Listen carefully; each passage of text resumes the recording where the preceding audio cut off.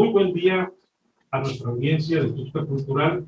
Estamos nuevamente en una serie más de Hablemos del Bicentenario. En esta ocasión tenemos a dos invitados especiales, dos cronistas destacados, a Ulises Valdés Arévalo, cronista de Terán, Tuxtla Gutiérrez, y a Clemente Rendón de la Garza, cronista de Matamoros, Tamaulipas. Hoy hablaremos de un personaje muy importante para Chiapas, para Tuxtla y para México, como lo es, y para Tamaulipas también, como lo es el general Manuel Mier y Terán. Alguien que vino a promover la independencia y la incorporación del Imperio Mexicano de Iturbide. Alguien que destacó en aquellas épocas y un municipio llevó su nombre y ahora es un pueblo, territorio parte de Tuxtla Gutiérrez.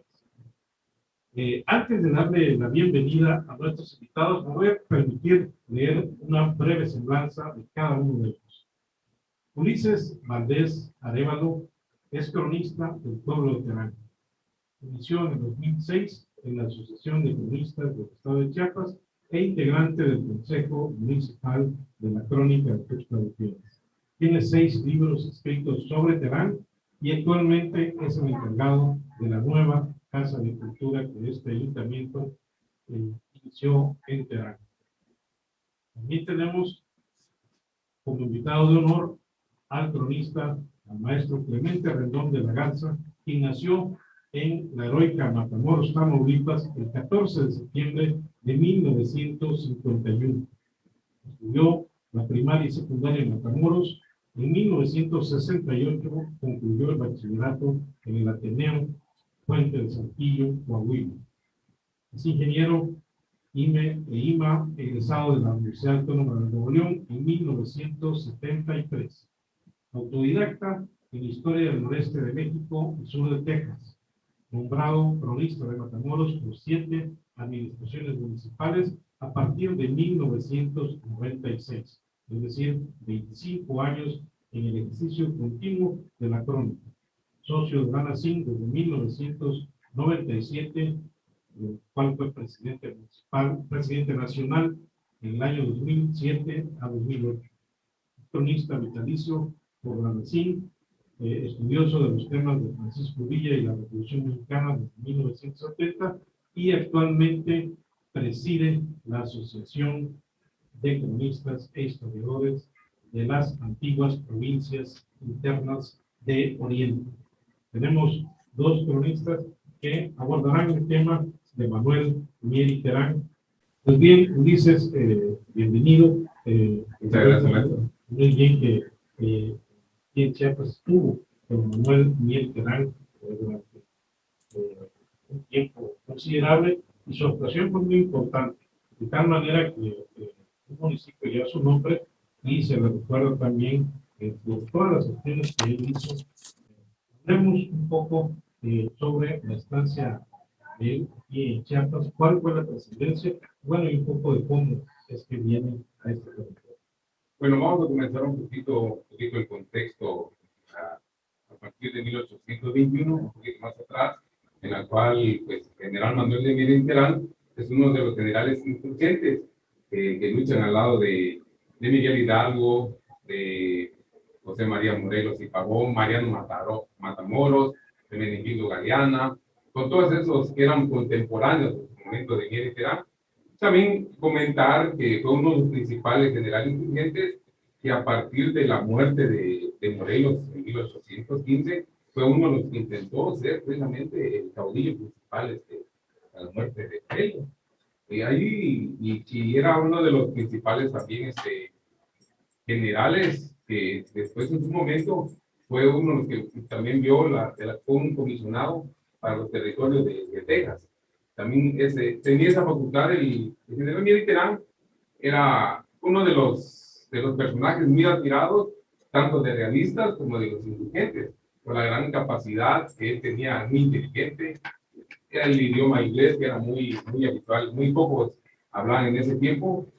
Por eso fue comisionado a Texas, para ver en ese momento los problemas que tenía México con los americanos. Pues al término, él fue uno también, Manuel Mier Terán, fue uno de los generales que aceptó el indulto, ¿sí? Que hizo el virrey, Apodaca. Fue uno de los que hicieron el indulto, aceptaron, que retiraron a sus fincas con varios privilegios que dieron en ese momento, con tal de que dejaran de seguir luchando al lado de los insurgentes.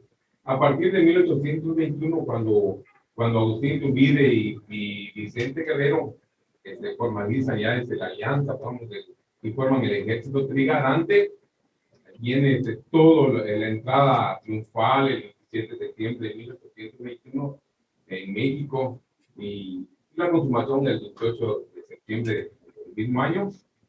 Comisionan a varias personas a varios lugares para precisamente porque en México comenzaba a buscar por los momentos de independencia que hubo en toda América. Entonces, en 1821, el general Agustín de Iturbide, como jefe supremo de la Junta Gubernativa de que estaba establecida en México, comisiona al general Manuel de Benítez Terán a Chiapas, para que él venga a ver cómo se encontraba en ese momento la provincia de Chiapas para incorporarse al nuevo imperio mexicano, a la nueva nación mexicana que acababa de consumar su independencia. Pues aparte de eso, Mier Terán ya tenía conocimiento de estos lugares, junto con Vicente Pilisola, había venido mucho a Guatemala, conocía todo Centroamérica, entonces era una de las personas muy capaces de establecer un diálogo de convencimiento también para los chiapanecos. Así es como él viene, incluso en esas visitas que él hace constantemente entre México y Chiapas, él hace tiene contacto con el emperador a través de cartas, lo hizo, donde él describe a la provincia de Chiapas a diversos pueblos que él va conociendo. Por ejemplo, menciona a Oculapa, a Cintalapa, y precisamente de todas estas descripciones que hace de pueblos y villas, describe a Tuxtla Gutiérrez. Si me permite, maestro, ver un poquito aquí de lo que él hace. Ese es precisamente el libro que tú escribiste sobre el manual, el texto de no su biografía, pero también su estancia. Así es, todo lo que hizo su vida militar en el momento de la independencia y después, precisamente, que viene a Chiapas.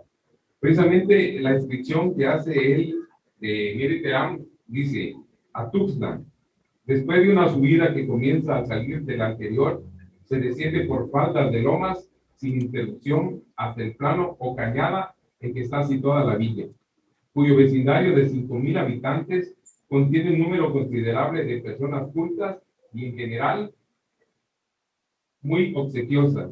Hay en ella un escuadrón de milicianos dispersos, cuyo comandante es el teniente coronel Cebadúa, sujeto de edad avanzada, muy apreciable.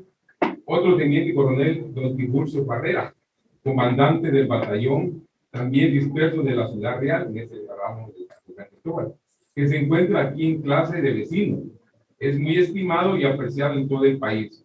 Su influencia, por consiguiente, es casi general, y por tanto, por ella, cuanto su decisión por la independencia. Según el sistema del imperio, puede prestar servicios importantes para el arreglo de las tropas que se hayan de levantar en el país, del que tiene el conocimiento más exacto. Hablemos también, las personas que además de las referidas se distinguen en esta villa por adhesión y celo a la independencia mexicana son los siguientes: el cura don Luciano Figueroa, sujeto recomendable por su buen trato y sencillez; don Juan Balboa, administrador de correos, tiene relaciones muy útiles en Guatemala y las emplea con mucha franqueza en servicio del imperio; don Manuel Esponda y su yerno don Manuel Quirón, europeo, en este caso español. Está adherido con entusiasmo al imperio y sujeto de mucha personalidad y honradez. Dos hermanos Gutiérrez, el uno del ayuntamiento, en este caso ahora de Eusebio, que era alcalde de acá de Tuxtla Gutiérrez, y el otro que era oficial militar, que era Joaquín Miguel Gutiérrez Canal, que en su momento es por el héroe epónimo que llevamos el apellido de Tuxtla Gutiérrez. ¿Sí? quien a la postre se le concedería a Tuxtla del apellido Gutiérrez. De este ilustre personaje liberal chiapaneco, don Salvador Peralta, sujeto de pocas bienes. Entonces así va, él va, va escribiendo a los habitantes que está aquí en Tuxtla Gutiérrez. Bueno, haciendo un poco de contexto, hay que señalar que fue el 28 de agosto de 1821 cuando comenzaron se adhieren al plan de Iguala, ya estaban ocupados en los estados de Córdoba y se declara independiente tanto de España como de Guatemala. Posteriormente, días después, el 4 de septiembre, específicamente en 1821, lo hace la villa de Tuxtla y otros pueblos. Entonces, pero esto llega a oídos de Iturbide y fue precisamente el motivo por el cual envía pues, a estas tierras para formalizar, ¿no? A convencerlo, formalizar, a convencerlo que se esa decisión, ¿no? así, a la incorporación de Chiapas a México. Exactamente. Bueno, Sí. pero él también tiene un papel fundamental porque se logró ganar la confianza de los proyectos de los Chiapanecos, fue muy estimado y por eso lo nombran. Lo nombran diputado precisamente ante el Congreso Mexicano en 1822. En Terán, esa labor también, esa labor de que va y viene hacia de México, hacia Chiapas, también hace varias descripciones también de todo el territorio. Obviamente ese primer intento de federación a Chiapas queda anulado cuando Agustín Iturbide abdica, pero lo hacen abdicar del poder, prácticamente. Entonces queda anulado esa, sino hasta después que Claro, el 24. pero después lo nombran hijo. Lo nombran ciudadano de Chiapas, precisamente. Él y a 4, dentro de los diputados que estaban por Chiapas, que eran 7 en ese momento, se llamaban diputados iturbidistas o jurados. Estaba José Antonio Lara, Bonifacio Fernández de Córdoba, Juan María Lazaga, Luciano Figueroa, precisamente, que era el cura, Marcial Cebadúa, Pedro Cedís y Manuel de Mier y Terán. Esos eran los diputados. Al final, en su momento, también Chiapas tuvo que prescindir de 5 diputados, porque también el costo que a Chiapas le costó así, le era muy caro sostener a varios diputados. Pero más sin embargo, quedan 2, y dentro de esos 2 sigue quedando Mier y Terán, precisamente. Sabemos que actualmente reposa en el monumento de los hombres ilustres, precisamente en Matamoros, junto a varios héroes tamaulipecos. Aquí Clemente Rendón, que es cronista precisamente de Matamoros, puede platicar un poco sobre esto, sobre este personaje ya en el norte precisamente de la República y también por qué es tan estimado y valorado allá en Tamaulipas, incluso hay una localidad que también lleva el nombre de Manuel Terán. Realmente agradecemos tu participación y yo creo que este es un buen ejercicio de cómo compartir la historia a través de la crónica desde el norte, desde el sur, para poder tener una visión más amplia del personaje. Sí, con mucho gusto participo con ustedes. ¿Sí se escucha? Sí.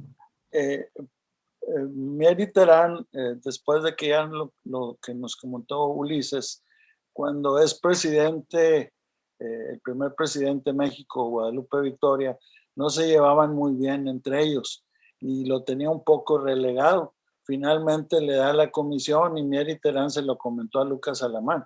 Es que me están prácticamente expatriando, porque mandarme a Texas en aquellos años pues era como mandarlo a otro país lejano, ¿verdad?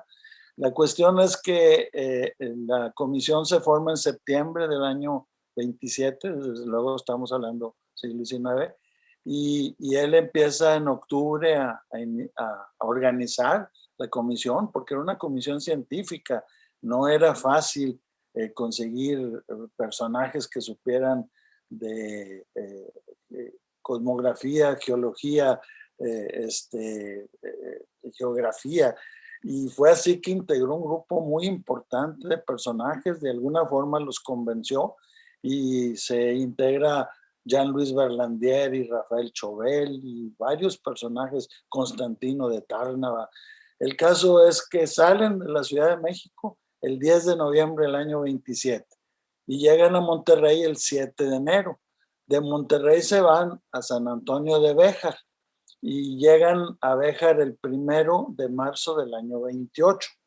Estando en San Antonio, empieza la exploración hacia el norte de San Antonio, la frontera de lo que hoy es Texas con Luisiana, para hacer estas mediciones de exactamente hasta dónde llegaban los límites de Texas. Desde luego, Texas, una provincia mexicana, perteneciente al estado de Coahuila y Texas. Entonces, ellos exploran después de San Antonio. En San Antonio están hasta abril y llegan a la colonia de Austin el 27 de abril. Pero ese fue el primer problema, porque en lugar de 300, pues fueron cientos de familias que se incorporaron y ellos ya tenían pues pensado de que después iban a buscar la independencia. Entonces ya estaban en una situación un poco agresiva hacia los mexicanos o cualquier ejército mexicano que llegara allá. De tal forma que estando en la colonia de Austin, el 10 de mayo salen rumbo a Nacogdoches, que es la población más antigua y más norteña de Texas. Está ya muy cerca de la frontera con Luisiana. El 3 de junio llegaron nada más 9 hombres de toda aquella comitiva de cerca de 50. Muchos se tuvieron que regresar a San Antonio, pero estando en Nacogdoches, Mier y Terán hace una investigación y ahí están los diarios de tanto Mier y Terán como de Rafael Chauvel, o en el caso de Lino Sánchez, que además era pintor y entonces hizo varios dibujos muy importantes con los que se ilustran estas memorias. El caso es de que después de Nacogdoches, ellos siguen explorando todo el mes de junio y hasta enero, que concluyen esa exploración, es que se llega a Matamoros la Comisión de Límites encabezada por Manuel de Mier y Terán. Llegan a Matamoros, o sea, se traslada el 11 de enero y llega el 7 de marzo de 1829. Para Matamoros fue un gran acontecimiento. Solamente tenía 3 años de llamarse Matamoros. A partir del 26 se le cambió el nombre.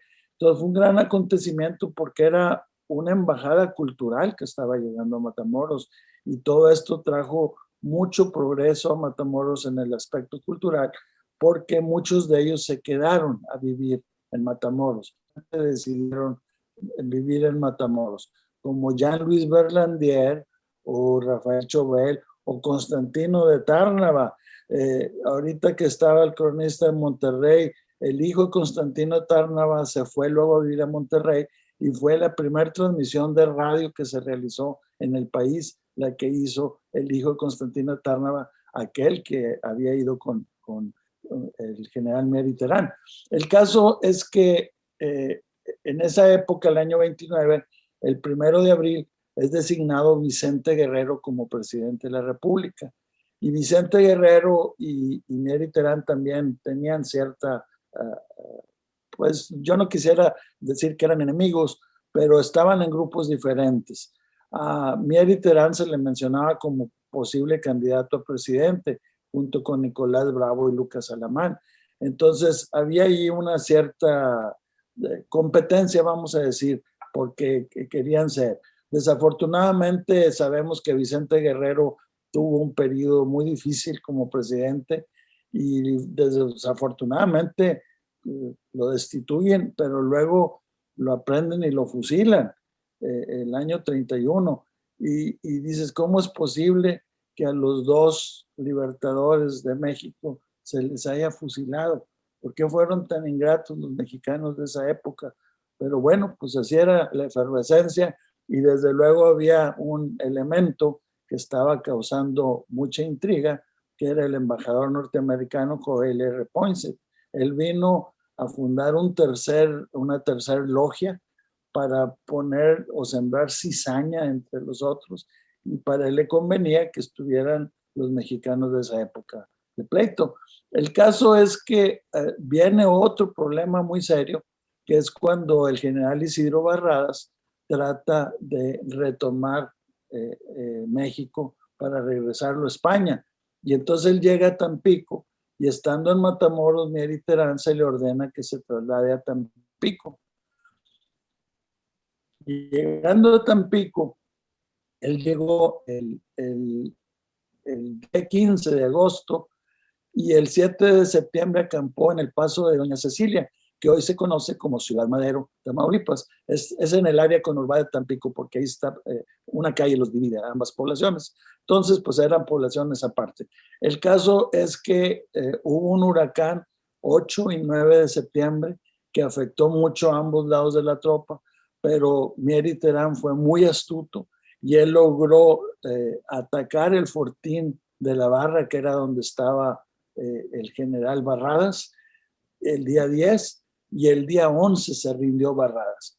Después Santana, que también participó porque él venía con el ejército de Veracruz hacia Tampico, se echó el confeti de que él había ganado y que él era el héroe de Tampico y cuánta cosa, pero el que logró el triunfo fue Manuel de Mier y Terán.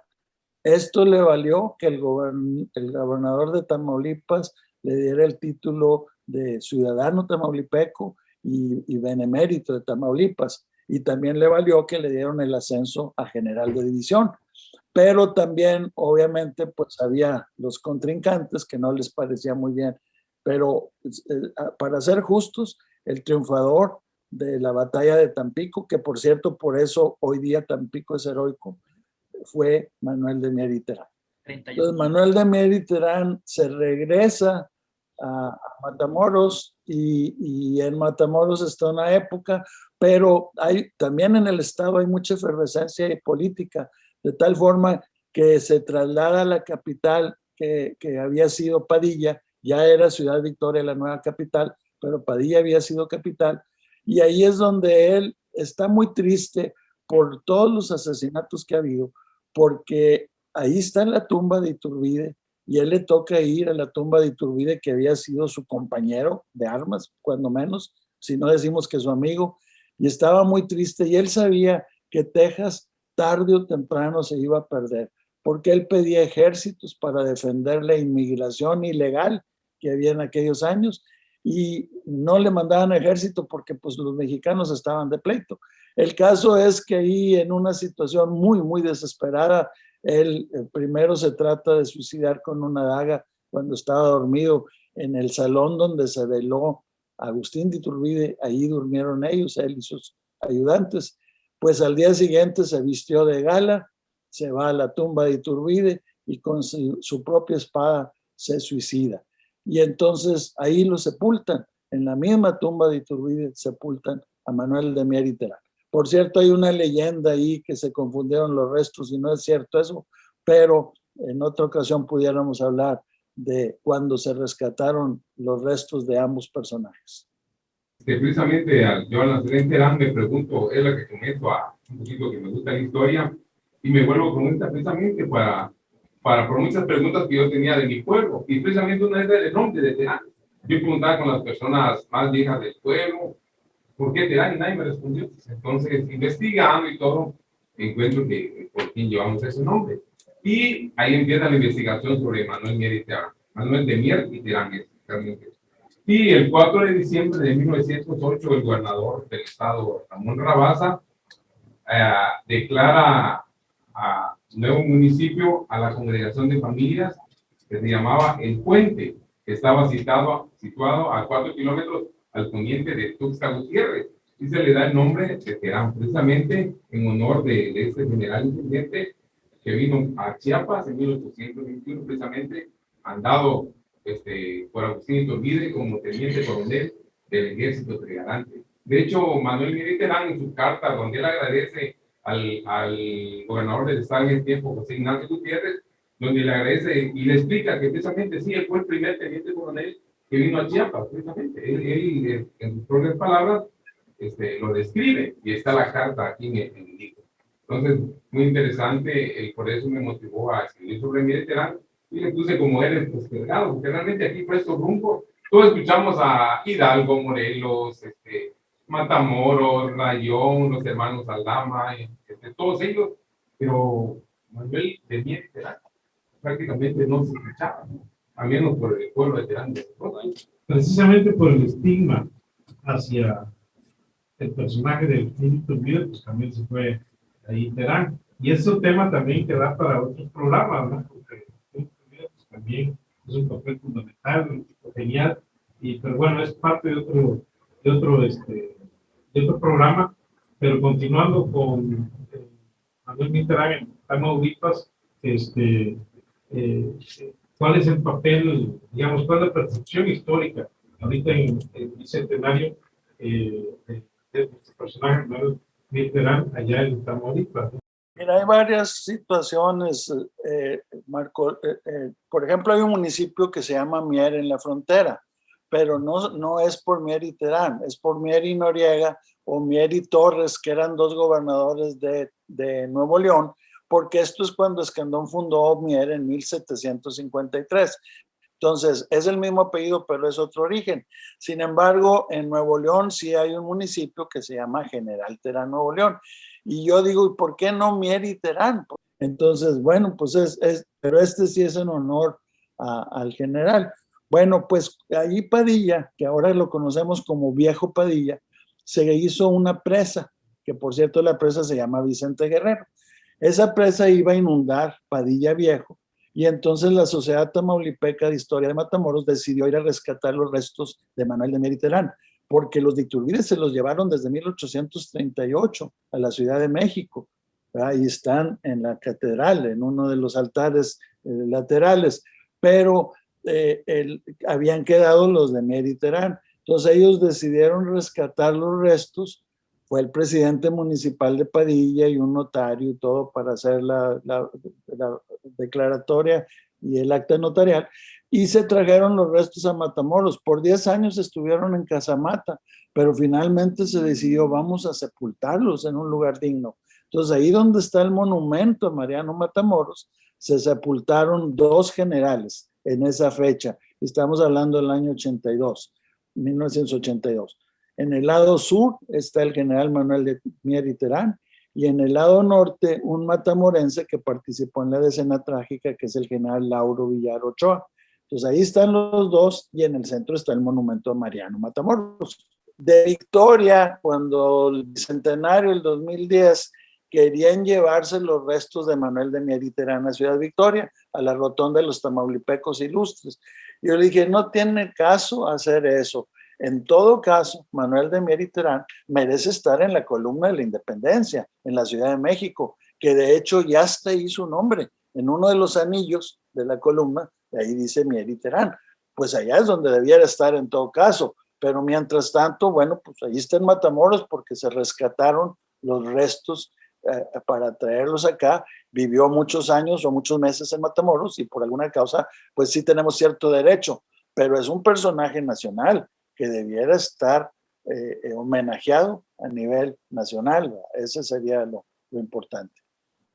Pues más que nada, maestro Clemente, y a los amigos que nos están viendo, pues debemos, sobre todo en estas fechas que se acerca, bueno, que ya estamos en el año de la consumación de la independencia de México, de 200 años, obviamente exaltar a nuestros héroes, aquellos héroes que prácticamente también están siendo olvidados, ¿sí? Como lo trataron de hacer en el momento de Agustín Iturbide, pero sin embargo sigue Agustín Iturbide, y igual ahorita también Terán es una labor de nosotros, o en lo personal como cronista de Terán, exaltar esa figura de nuestro general, el por quien llevamos el nombre orgullosamente desde 1908 de nuestro pueblo. Así es, ¿verdad?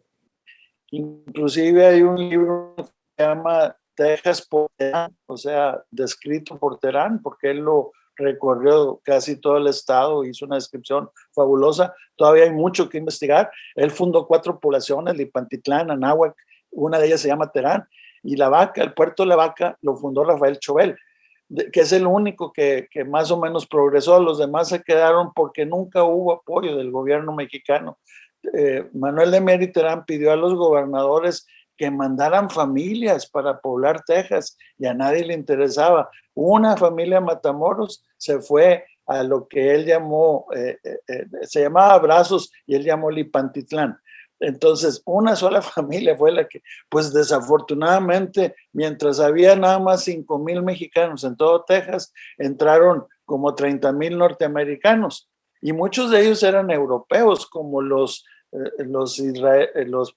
irlandeses que después en la guerra contra México participaron en el batallón de San Patricio. Pero esa es otra historia, ¿verdad? La cuestión es que primero fue la independencia de Texas y Texas era un estado, comparado con el actual, era un estado pequeño. Lo que pasa es que cuando se adhirió a los Estados Unidos, ellos dijeron, no, Texas es muy grande, llega hasta el río Bravo, pero hay mapas de la República de Texas en donde Texas llegaba hasta el río Nueces, era la tercera parte de lo que actualmente es. Pues son situaciones que hay que seguir revisando. No vamos a cambiar la historia porque pues ya esto ya está juzgado. Hace 175 años que inició la guerra de Estados Unidos contra México, ya no vamos a cambiar la historia, pero hay que decir la verdad, porque si la historia es la maestra de la vida, pues para que sea una verdadera maestra, pues tiene que ser una verdadera historia. Yo les agradezco mucho el complemento. Él precisamente está desde Matamoros, Tamaulipas, participando, enriqueciendo esta temática que estamos llevando a cabo aquí en Tuxtla Gutiérrez. Hacemos mucho tu participación. Cordialmente invitado a otros programas con los cuales podamos compartir esta historia conjunta que tenemos en diferentes ciudades de México. Y también a Ulises Valdés, muchísimas gracias por su participación. Vamos a seguir trabajando en el tema, vamos a seguir difundiéndolo, y al público que nos escucha en la página de Facebook de Tuxtla Cultural, muchísimas gracias. También va a estar en el canal de Tuxtla Cultural TV para que se pueda consultar en posteriores emisiones. Los invitamos a que sigan con nosotros en otros programas dedicados a Hablemos el Bicentenario. Muchísimas gracias. Muchas gracias y felicidades, Ulises, Marco, y se unen las dos fronteras, Matamoros y Chiapas. Así es. A través de Mérida.